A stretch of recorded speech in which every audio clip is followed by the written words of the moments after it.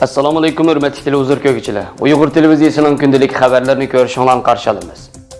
G'o'ljidagi Taksim sud sarayining direktori Anvar Tursunxo'ja va uning o'g'liga jazo hukm qilinish xavfida ekan. Amerika Tayvan bilan diplomatik munosabatlarni uzgan davlatlarga tashqi yordamni to'xtatadigan bo'ldi. Gollandiyadagi Uyg'urlar harakatda. Sog'lomlik savodlaridan semizlikning 8 xil xatari haqida. Tövəndə dixtanlar xəbərlərimizdən təfsili məzmunlarda bo'lsin.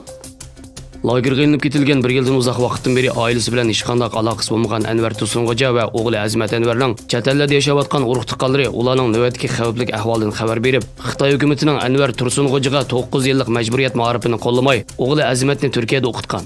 O'zi Turkiyada tijorat ishlari bilan shug'ullangan degandek bahona sabablar bilan advokatsiz va adliya tartibsiz sudlash tayyorlanganligi.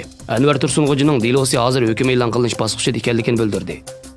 Anvar Tursunxo'janing Kanada, Norvegiya va Germaniya qatorliq davlatlarda yashayotgan qarindoshlari Munavvar Tursun qatorliqlarning Birlashgan Davlatlar Tashkilotining musofirlar komiteti, bir qism kishilik huquq tashkilotlari hamda Erkin Osiyo radio Uyg'ur bilimiga imzoliq maktub yo'llab ahvolni ma'lum qilgan.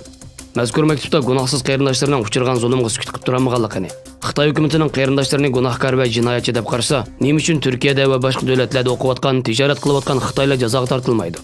Xitoy hukumati Uyg'urlarni dindan, madaniyatdan ayirib, o'ziga qo'shib olishni planlayotganligini, ular qo'shilmaganlarni har xil arzimas bahonalar bilan turmalarga solab, yo'q qilib etishlarini ayblab, Xitoy hukumatining bu xil razillik, adolatsizlik, nomussizlik qilmishlarini to'xtatib, gunohsiz mazlum Uyg'ur xalqini xo'rlashdan va yo'q qilishdan qo'lini tortishni talab qilgan. Qamoqdagi Anvar Tursunxo'janing Norvegiyada yashayotgan singlisi Marhaba Tursunxo'ja Erkin Osiyo radiosining ziyoratini qabul qilib, aksi haqida ma'lumot berib, aksi Tursunxo'janing 1969-yili 12-oyning 25-kuni G'o'ljida tug'ilganligi. Xitoy doiralarining tijoratchi Anvar Tursunxo'jani Turkiyada bola o'qitdi degan bahona bilan 2018-yili 4-oyning 29-kuni tutqun qilganligi. Uning 1993-yili 6-oyning 10-kuni tug'ilgan o'g'li Azmat Anvarni bo'lsa, Turkiyada o'qidi degan bahona bilan 2018-yili 1-oyning 27-kuni tutqun qilganligi. Shuningdan beri ota-bolaning hech qanday izlari bo'lmaganligiga guvohlik bergan edi.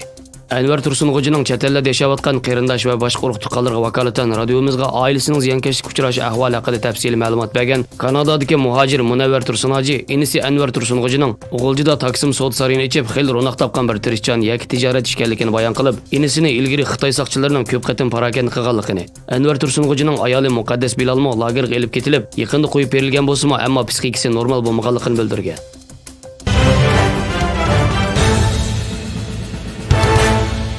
Amerika palatasi tasdiqlagan yangi taybiy qonun taklifiga binoan Amerika Tayvan bilan diplomatik munosabatlarni to'xtatib, Xitoy bilan diplomatik munosabat o'rnatgan davlatlarga Amerikaning tashqi yordamini to'xtatganligini qaror qildi. Xitoy tashqi ishlar ministrligi Amerikaning Tayvan bilan diplomatik munosabatlarni uzib tashlagan davlatlarga Amerikaning yordamlarini to'xtatishni o'z ichiga olgan taybiy qonun taklifiga shundaqla Xitoy shirkatlari va shaxslar qo'yilgan embargoga qattiq norozilik bildirib, Xitoy tashqi ishlar ministrligi bayonotchisi Geng Shuang axborot e'lon qilishig'ida Amerika palatasi tashqi munosabat komitetining tasdiqidan o'tgan taybiy qonun taklifi orqali Xitoyning ichki ishlariga aralashib olganligini, Xitoy bilan Amerika o'rtasida imzolangan munosabatli kelishimlarga va xalqaro qonunga xilof qilganligini bildirib, taybiy qonun taklifi bir Xitoy prinsipiga, xalqaro qonun va xalqaro munosabatlarning asosiy o'lchamlariga zo'r darajada xilofdir. Xitoyning ichki ishlariga og'ir darajada aralashib olganlikdir. Xitoy taraf buning qat'iy holda qarshi chiqadi dedi. Amerikani bir Xitoy prinsipiga rioya qilishga va qonun taklifini amaldan qoldirishga chaqiriq qilgan Geng, Amerika bilan o'tir yo'l topa olishini, o'zaro hurmat asosida o'xshamasliklarni kontrollik ostiga olishni hamda o'zaro manfaat doirasida hamkorlikni kengaytirishni orzu qilganligini bildirgan. Amerika palatasi tashqi munosabat komiteti taybiy qonun taklifiga asosan ittifoqdosh Tayvanni xalqaro qo'g'dash va yaxshilashtirish harakati qonun taklifini rasmiy qabul qilgan edi. U qonun taklifiga binoan Amerika hukumati Tayvanni diplomatik saviyada e'tirof qiladi hamda Tayvan bilan diplomatik munosabatlarni to'xtatib, Xitoy bilan diplomatik munosabat o'rnatgan davlatlarga Amerikaning qiladigan tashqi yordamini to'xtatib qo'yalaydi yoki o'zgartirish kirgizalaydi degan.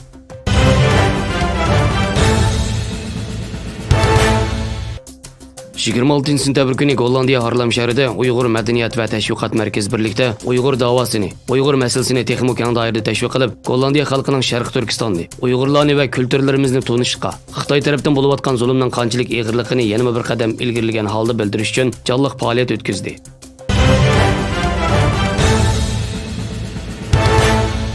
Semizlikning 8 cho'ng xatari bo'lsa, birinchi, nafas vaqtli to'xtab qolish. Semiz kishilarga nisbatan aytganda, yog' kekirdak yig'ilsa, nafas yo'li to'silib qolib, nafas vaqtli to'xtab qoladi. Eng og'ir bo'lganda nafas vaqtli to'xtab 3-4 minutcha davomlashadi. Agar cho'ng miyaga og'ir oksigen yetishmasa, har vaqt hayoti xavf yetadi. Ikkinchi, yurakning yukini oshirib yetish. Semiz kishilarning yuragining yuki texmo og'ir bo'ladi. Semiz kishilarning qinida may ko'p bo'lg'achqa, ya'ni unumli holda qon chiqaramaydi. Og'ir bo'lganda yurak iqtidori zaiflashadi. 3. O'sma o'sish ehtimolligi yuqori. Semizlik ko'p xil o'sma bilan zich munosabatli bo'lib, oshqozon o'smasi, ayollar kasalliklari o'smasi, suydik ajratish sistemasi o'smasi, sut bezi o'smasi qatorliqlarning yuz berish nisbatini oshirib yetadi. 4. Homildor bo'lmaslik. Semizlik ayollarni chiroyli badan holatidan mahrum qilib qolmasdan, yana badanda nurg'un masalalarni keltirib chiqaradi. Masalan, metabolizm to'salg'usi, hayz qatorliqlar. Shuning bilan birga tug'ut iqtidorini ta'sirga uchraydi. Bir qism semiz ayollarda homildor bo'lmaslik ahvoli ko'riladi. 5. Ish yuqori bo'lish. Tadqiqotlarga asoslanganda semizlik kasalligiga giribtor bo'lgan bemorlarning yuqori qon besim, qonda may ko'p bo'lish, diabet kasalligiga giribtor bo'lish nisbati odatdagi odamlarnikidan ko'p yuqori bo'ladi ekan. Buning ichida qonda may ko'p bo'lish kasali arteriya, divar qetib tarixni keltirib chiqarib, yurak va miya tiqilmasini paydo qiladi ekan. 6. Harakat sistemasi kasalliklari. Badan ig'irligidan kelgan besim so'ngak va bo'g'imga nisbatan bir xil yuk hisoblanadi. Vaqtning o'tishi bilan bo'g'im yallig'i paydo bo'ladi. Muskullar zaxmlanadi. Muskullar zaxmlanadi. Hatto bo'g'imlarning shakli o'zgarib, harakat qilishga og'ir ta'sir yetkazadi. 7. Teriga oksigen yetishmaslik. Ziyoda semizlikning ziyni hamma yerda bor bo'lib, og'ir ahvolda teriga oksigen yetishmasligini keltirib chiqaradi. Teri pirimiz qaradab, oksigen yetishmay ma'lum darajaga yetganda to'qivat kasalini keltirib chiqaradi. 8. Psixikalik to'salg'u. Semiz kishilarda asosan o'zini kamsitish psixikasi va umidsizlik kayfiyati, tashvishlanish, hatto bir qator psixikalik masalalar ko'riladi. Xabarlarimizni ko'rganingizga rahmat. Ko'rishguncha omon bo'linglar. Xayr xo'sh. Allohga omonat.